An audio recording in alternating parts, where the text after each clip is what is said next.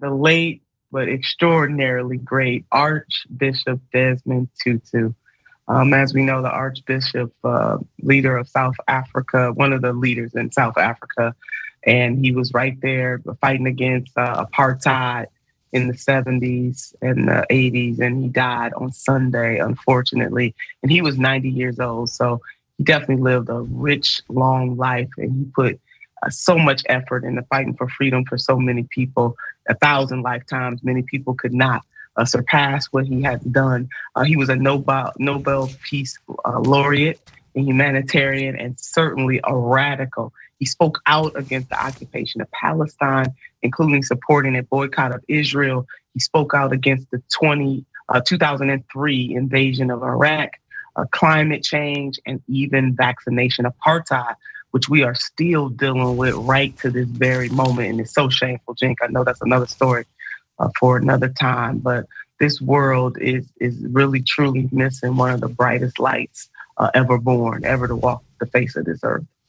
Yeah, so it's a great selection, of course, and but Archbishop Desmond Tutu is not just the hero of the week; he's one of the top heroes of our lifetimes.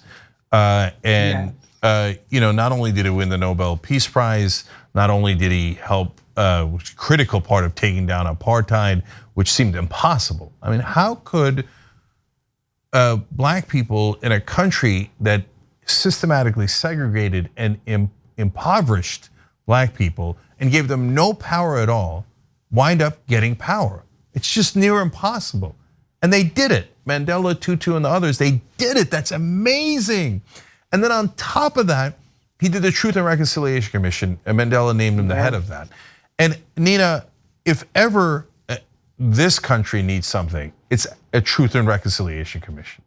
Because we have lost our history, and they're now trying to systematically erase it in all these different states. Hey, stop teaching what actually happened in America. Stop teaching that racism exists and existed in history, et cetera, right? And I think that if we had something similar where we just all got it out of our, we actually told everyone in hearings that everyone watched, just like they did in South Africa because of Tutu and Mandela, maybe it could be a cleansing, and it worked in South Africa. Wouldn't that be amazing? Very much so. We definitely need truth and reconciliation. I mean, I talk about that often. The only way that we're going to ever be able to face the good, the bad, and the ugly, focusing on the bad and the ugly, is to really put it out there in the open in the way that they did in South Africa. And the Black Africans, in South Africa are far from, having all of the freedom that they need. They're not totally treated as equals economically and socially, but they are a long way from where they were. And it was because of the courage to expose it that they will continue to fight for a type of justice that they deserve. Yeah, and now I also don't want him whitewashed, right? Because that often happens with. Let's not do that. Yeah, because that's what the mainstream media does whenever a black or progressive legend dies, right? So you've got some quotes here.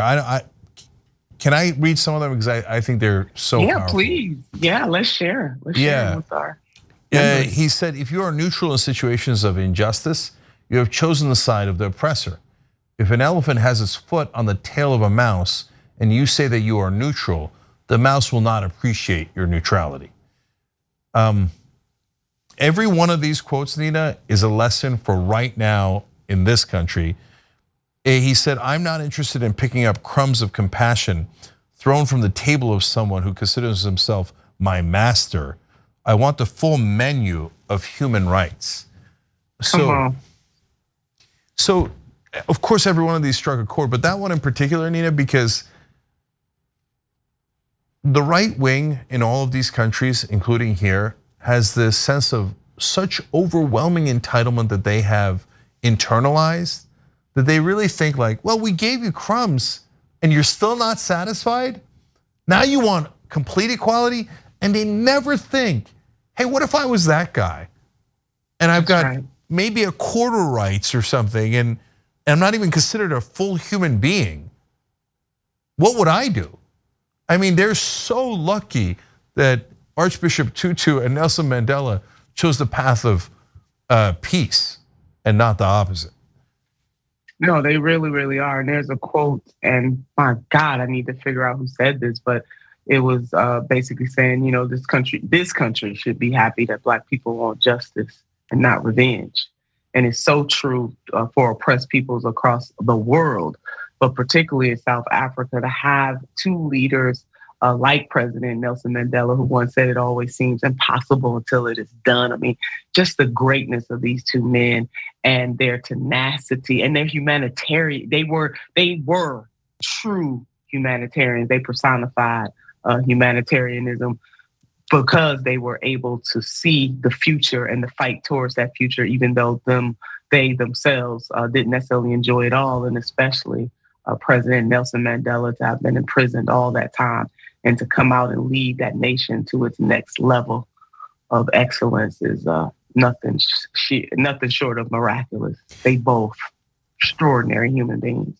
So I can't stop talking about Desmond Tutu. I gotta say last couple of things here. So if you ever feel hopeless, and progressives have a good reason to in this country oftentimes, and that's why the phrase is the struggle continues. Yes. Nelson Mandela got out of prison in 1990, and then eventually, of course, ended apartheid and became the president of the country. He went into prison in 1963, and for 27 years in that tiny little jail cell, he never lost hope. Yeah. Desmond Tutu was so poor, he used to sell oranges, and he would caddy for white golfers, but he never lost hope. And together, those guys, filled to the brim with hope and drive, made all the difference and expanded the circle of liberty. Yeah, they did. Hope does spring eternal. You put some action, some sweat equity behind that, there's nothing that we cannot do. I'm so happy that you shared those stories, Cenk. And we got one more quote from the bishop. May I? Yep. I would not worship a God who is homophobic. And that is how deeply I feel about this. I would refuse to go to a homophobic heaven. No, I would say sorry. I would much rather go to the other place. I am as passionate about this campaign as I ever was about apartheid. Archbishop Desmond Tutu, you better go ahead and preach. I mean, Jen, we could do whole shows on just these three quotes, and I'm glad that we're taking a lot of time. I knew that we would take a lot of time with the Archbishop. He definitely deserves it. Yeah, fight for someone you don't know. The Archbishop was married for 66 years. I mean, there's no end to his miracles. Hello, somebody. Yeah, but it wasn't enough to liberate a country and to liberate a race within that country. He said, no, now I'm gonna go and fight for the LGBTQ community because they need the same love, compassion, hope, and rights that we have. It's impossible not to love that if you're a decent person. Thanks for watching The Young Turks, really appreciate it. Another way to show support is through YouTube memberships. You'll get to interact with us more. There's live chat emojis, badges.